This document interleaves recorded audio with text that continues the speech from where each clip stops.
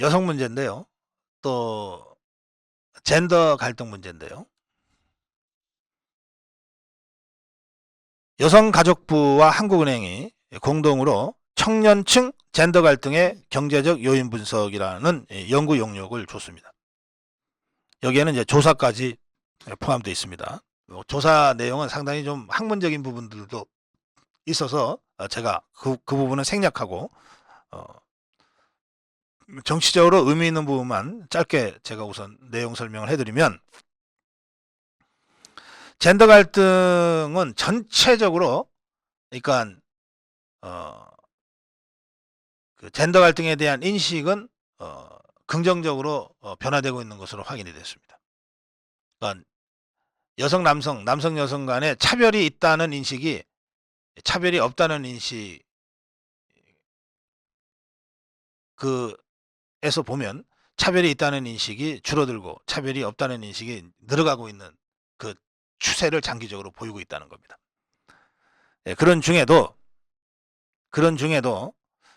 젠더 갈등 인식을 가장 높게 하고 있는 층은 2030 세대 중에서 군 입대 대기 상태인 남성과 학업 상태인 여성에서 제일 높은 것으로 나타났습니다.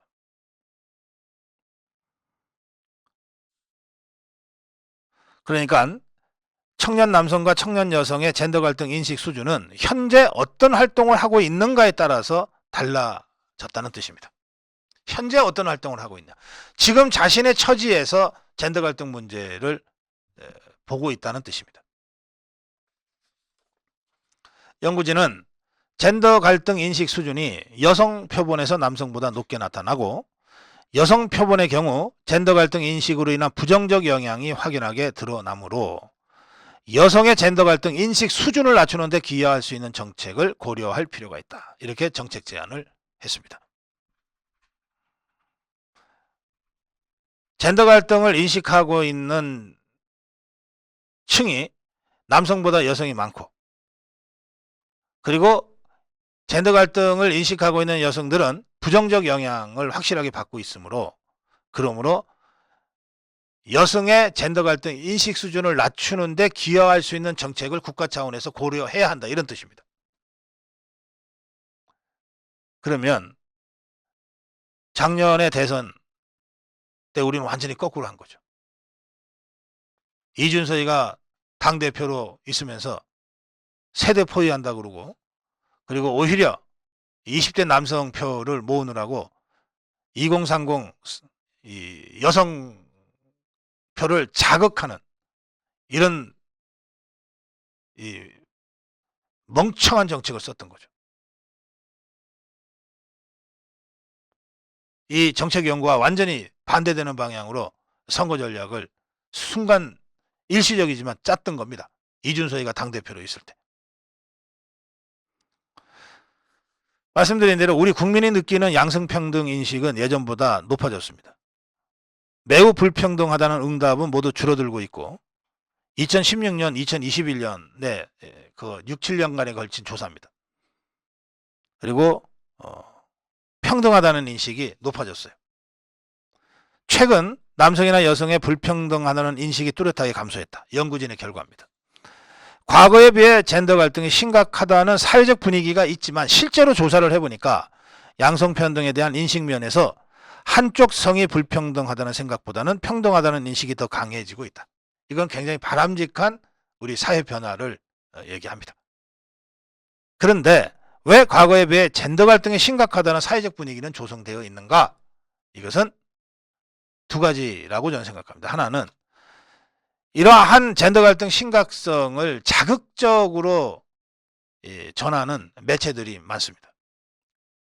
실제로는 젠더 갈등 사건이 아닌데도 일단 젠더 갈등 사건으로 보도하는 언론들이 적지 않습니다. 그다음에 두 번째는 정치적으로 미숙해서 전체적으로 젠더 갈등이 줄어들고 있는 추세이고, 그런 중에도 여성들의 젠더 갈등 성차별 인식이 훨씬 높은데도 정치적으로 미숙해서 20대 남성들한테 치중하는 이런 이준석류의 이 사이비 이 전략들이 횡행했기 때문입니다. 그래서 실제로는 불평등 생각보다는 성불평등 생각보다는 성평등 인식이 높아지고 있는데, 그리고 젠더 갈등도 줄어들고 있는데도 실제로는 심각해지고 있는 것처럼 유포되어 왔던 겁니다. 이게 여성가족부와 한국은행이 사회 인식 조사를 통해서 최근에 수년간의 젠더 갈등에 대한 우리 국민, 특히 2030 남성 여성들의 인식 변화를 추적해서 보고한 겁니다.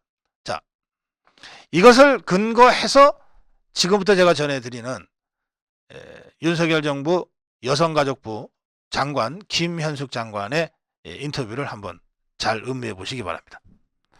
김현숙 장관은 취임 1주년을 맞아서 윤석열 정부에서 성평등 정책이 후퇴했다는 이른바 좌파 여성단체들의 주장에 대해서 그건 이념적 접근이다. 그건 이념적 접근이다. 동의하지 않는다.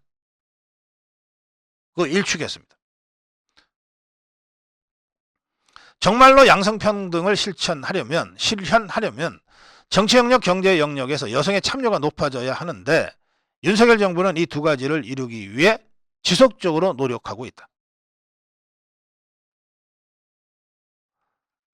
그러면서 여가부 폐지를 막기 위해서 모인 시민단체들이 있습니다. 이 단체들이 김현숙 장관을 성평등 걸림돌로 규정하고 사퇴를 촉구한 데 대해서 김현숙 장관은 이 같은 주장은 이념적 접근에서 나오는 얘기라서 동의하지 않는다. 여성 지우기, 성평등 걸림돌, 좀 너무 과한 표현 아닌가. 그러면서 젊은 세대가 성별에 따라 불평등을 느끼는 지점이 다른 만큼 이를 해결하는 방법에도 차이가 있어야 한다. 김현숙 장관의 주장은 이렇습니다. 남성은 군대 가기 전에 남성의 젠더 갈등 인식 수준이 제일 높다고 조사됐다고 말씀드렸죠.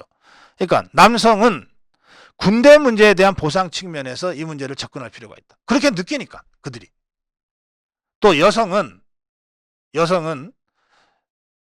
직장을 앞둔, 취업을 앞둔 여성들에서 젠더 갈등 인식이 제일 높다는 것 아닙니까? 학업 상태에 있으면서 직장을 구직 활동을 하려는 또는 하는 여성들이 젠더 갈등 인식이 제일 높다는 것이니까 여성은 직장 생활에서 불평등을 느끼기 때문에 이 점에 집중해서 갈등 요소를 해소해주는 방식으로 정책을 추진해야 된다.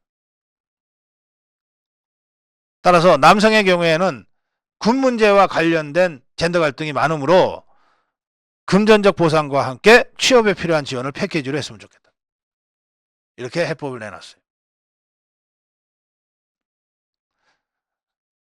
정책은 과학입니다. 그냥 대충 상투적인 또는 별것도 아닌 그 지식이라고도 할 수 없는 조잡한 데이터 몇 개 가지고 우물안 개구리처럼 주장하는 것이 정책이 아닙니다. 정책은 과학이에요. 적어도 이번에 여가부가 뭔가 젠더 갈등과 관련해서 안을 지금 만들려고 한다면 이 정도의 좀 깊이 있는 이 조사와 연구를 선행해야 돼요. 그 결과 나오는 몇 가지의 정책이 실제로 의미 있는 거가 되는 겁니다. 정책은 과학입니다. 더 나아가서 정치도 과학이어야 합니다. 종북주사파들이 그저 내용도 없이 선전선동하는 거는 뭐 그건 과학이 아니라 그야말로 쓰레기 같은 이 여론 조작과 선동이죠. 근데 그것이 아니라 우리 내부에도 우리 자유파, 윤석열 정부, 집권당 내부에도 자신의 편견과 선입견에 젖어서 그냥 아무 말이나 툭툭 내뱉는 것을 무슨 정치나 정책인 것처럼 떠들어대는 사이비 꾼들이 있어요. 정책도 정치도 최소한의 논리적, 합리적, 팩트적 근거를 갖춘 과학으로 먼저 접근해야 한다. 이 점을 제가 오늘 고성국 칼럼을 통해서 또 여성 남성 젠더 갈등 해소 방안을 만들어가는 여가부 김영숙 장관의 이런 정책 노력에 대해서 예를 들면서 여러분께 말씀드렸습니다. 고성국 칼럼이었습니다.